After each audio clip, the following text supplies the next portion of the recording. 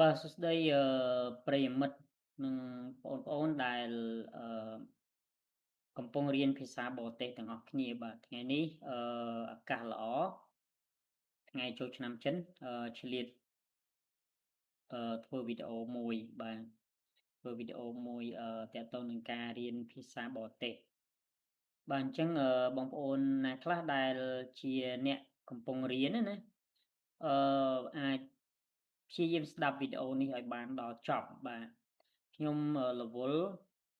ច្រើនអត់សូវបានចេញជាវីដេអូ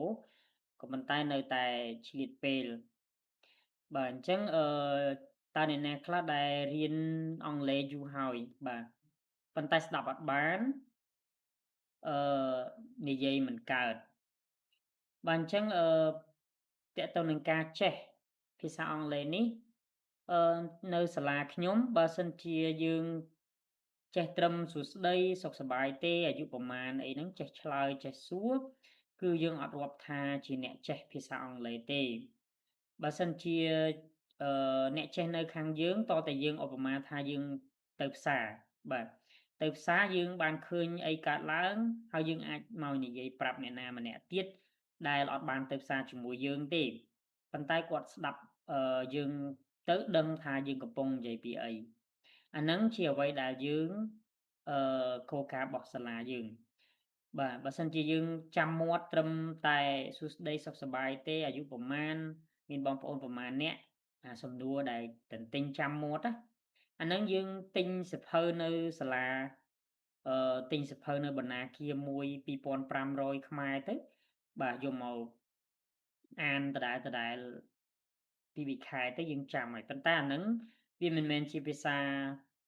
រាល់ថ្ងៃទេរបៀបហ្នឹងយើងប្រើបានខ្លះដែរបាទមិនមែនថាវាអត់ប្រយោជន៍ទាំងស្រុងទេប៉ុន្តែយើងប្រើភាគតិចណាស់ប៉ុន្តែនៅពេលដែលយើងទៅផ្សារហើយយើងនិយាយថាយើងបានឃើញអីយើងបានទិញអីយើងបានជួបអ្នកណាខ្លះគាត់កំពុងធ្វើអីអាហ្នឹងបានអឺជាភាសាមួយដែលពិតប្រាកដនៅពេលដែលយើងនិយាយជាភាសាអង់គ្លេសបាទអញ្ចឹង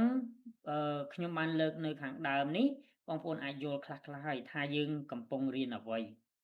បាទអញ្ចឹងនៅសាលាយើងលោកគ្រូអ្នកគ្រូគឺគាត់មានជំនាញច្បាស់លាស់ណាស់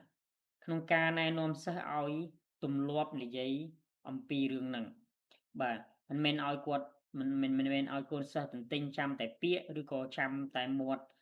ភាសានិយាយប្រចាំថ្ងៃនឹងប៉ុណ្្នឹងទេប៉ុន្តែយើងផ្ដោតទៅលើការ